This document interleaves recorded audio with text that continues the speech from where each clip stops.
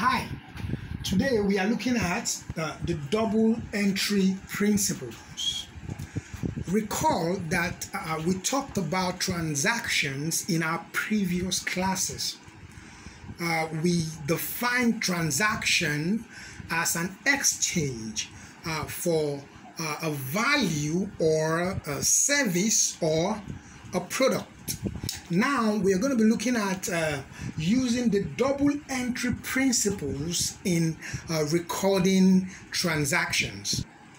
Double entry simply means two entries per transaction.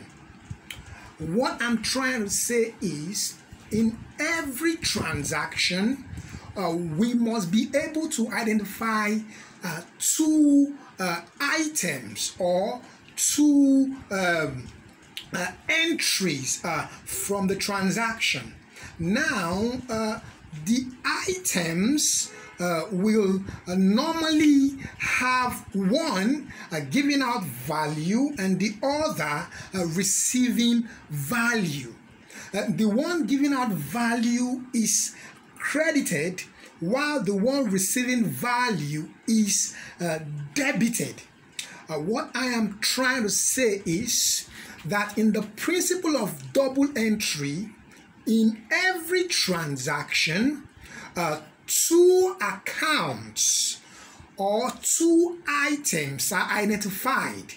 One is debited and then the other takes the corresponding entry. Now, the items that are usually identified in these transactions are typically referred to as ledgers. Now, what is a ledger?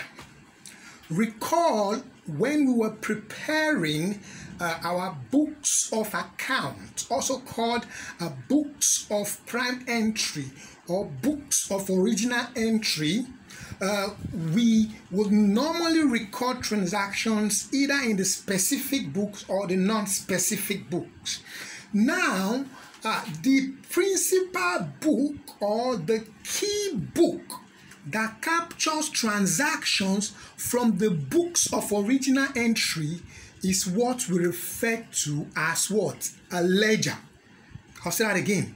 A ledger is the principal book that is used to capture transactions from the books of what? Original entry. We can as well say a ledger is a book used to capture transactions for arithmetical accuracy. Simply put, the ledger tries to help us record or capture whatever record that has been entered in the books of what? Prime entry. The ledger has the debit side and the credit side, showing the dates, description, and the amount of what? Transactions captured from the books of what? Original entry. Now, this is how a ledger looks like. We have the vertical approach showing the dates, the description, debits, and credit. And then we have the item here, which is usually the account head, XYZ account. It can be anything. It can be JAD account. It can be Mabel account. So it's the name of the ledger. That is the item we're talking about that we're identifying in the transaction. So here we have XYZ account. Again, you have date, description, debit, and credit. This is the vertical approach. On the other hand there, you have the T approach. As you can see, it's in a T form. You have the debit here, which is dates, description, amount. We have the credit here, which is the dates, description, and amount.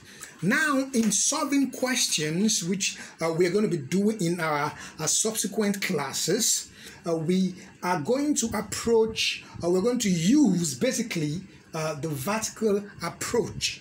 You can as well decide to use the T approach if you want to, but in practical terms and mostly in most of the accounting softwares you're going to see more of what the vertical approach. As a matter of fact, you're going to see the vertical approach in terms of what identifying or recording transactions with the ledger. So we're going to be using the vertical approach in our illustrations.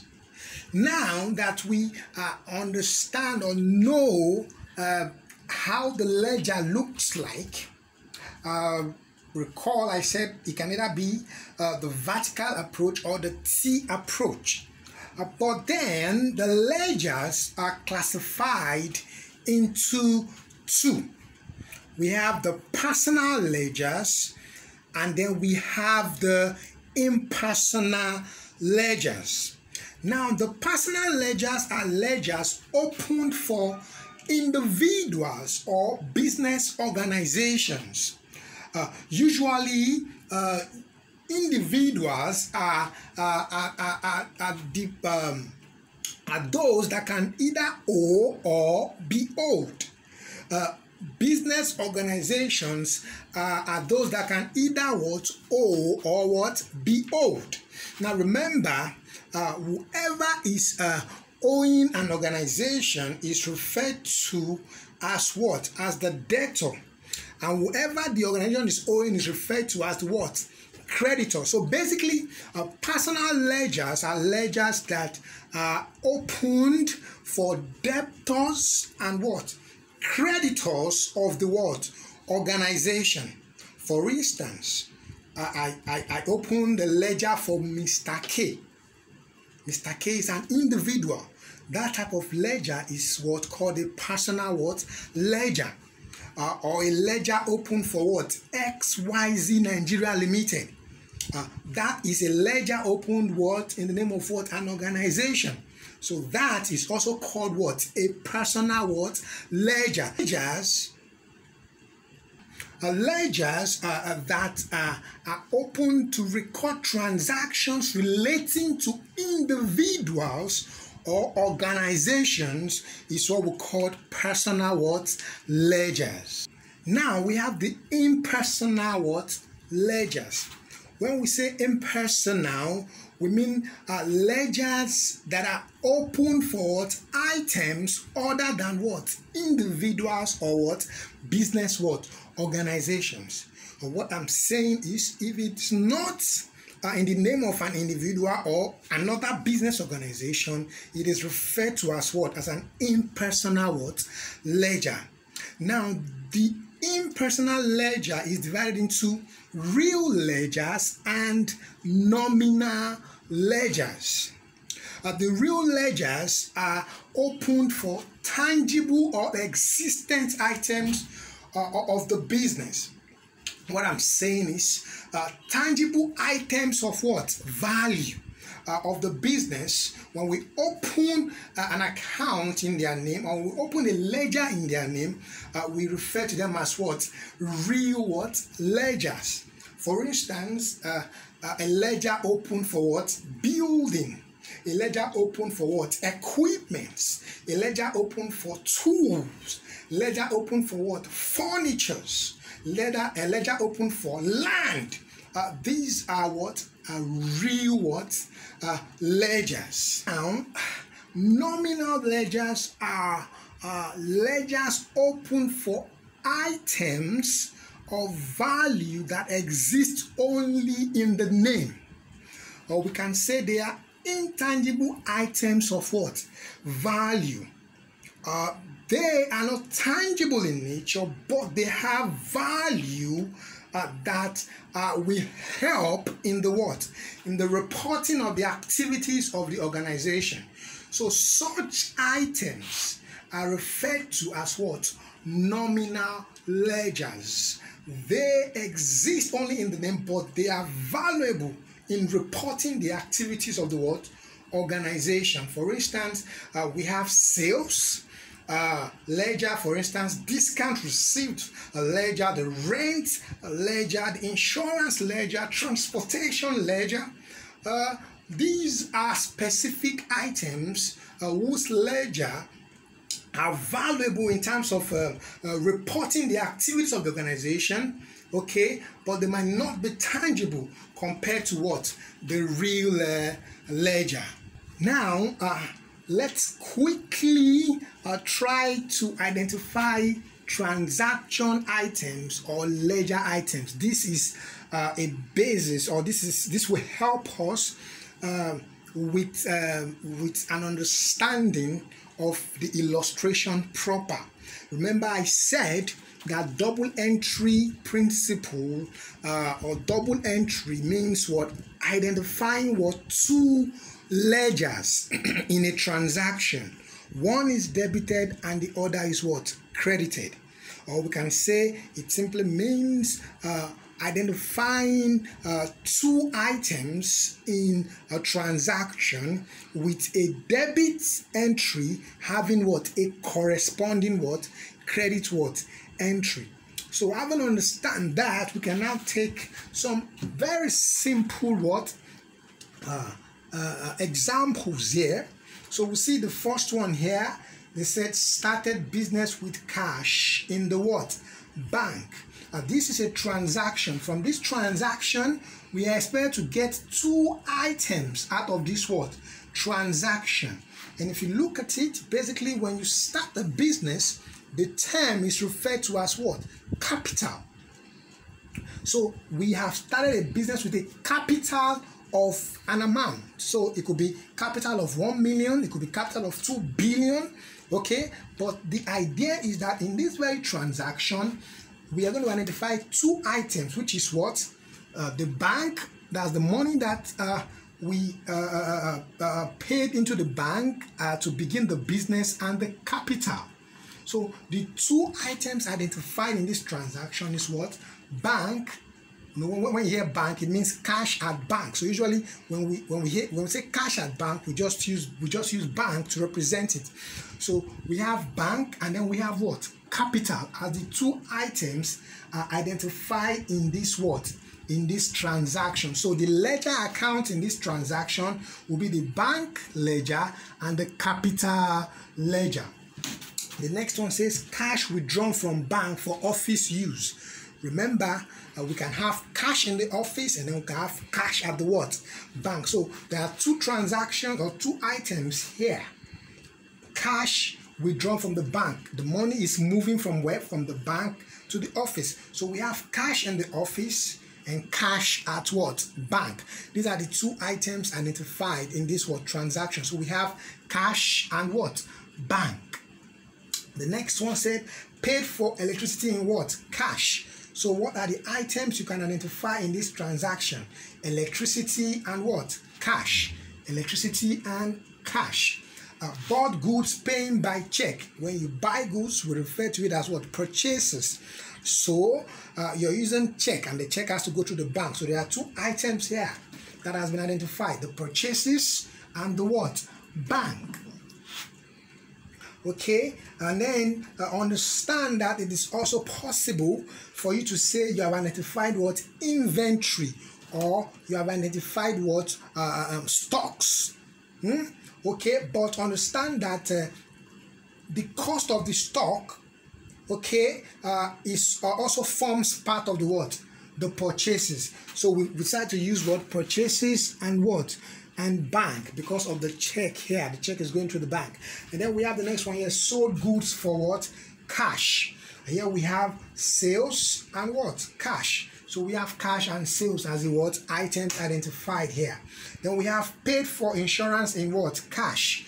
Two items here, insurance and what? Cash. Insurance and cash. So these are the identified ledgers from these what? Transactions. So in preparing our ledgers from a typical what? Transaction, we must be able to identify the ledgers in the what?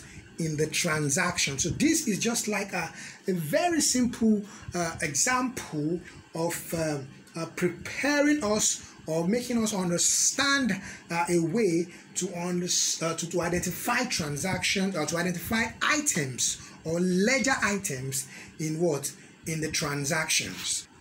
Now we have been able to gain an introductory understanding into the principle of double entry. Recall that the principle of double entry simply means identifying two account items or ledger items from every transaction, such that one item is debited and the other is credited. Or we can say the principle of double entry is a principle that states that in every transaction there must be a debit entry and a corresponding credit entry, or there must be a credit entry and a corresponding debit entry.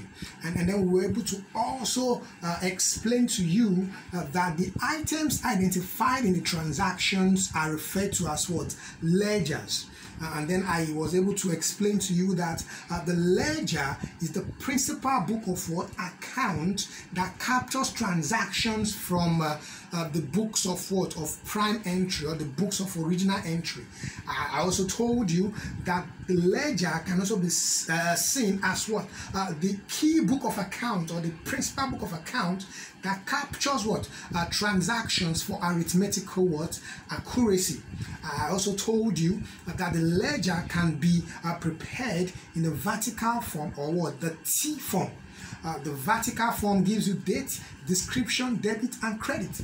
While the T form has two sides. The credit side having date, description, and amount, and then the debit side having date, description, and amount.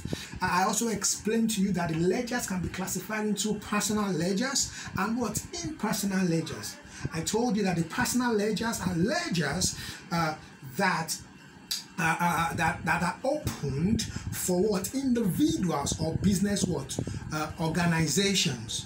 Okay, and I also explained to you that the impersonal ledgers are open for items other than individuals or organizations. I said impersonal ledgers can either be real ledgers or nominal ledgers. Real ledgers are tangible items of value to the business, while the nominal ledgers are intangible items of value to the business. I give examples of personal ledgers. I say maybe you can have XYZ account. That is the name of a business organization.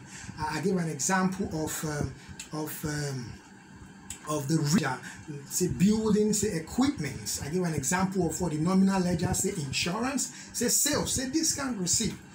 Now that's a summary of the introduction to the principle of double entry. If you have questions for clarifications, you can reach me on 081365063356 or send me an email, jeremiah.dosu@gmail.com. Feel free to drop questions in the comment section. I'll be there to respond. Thank you.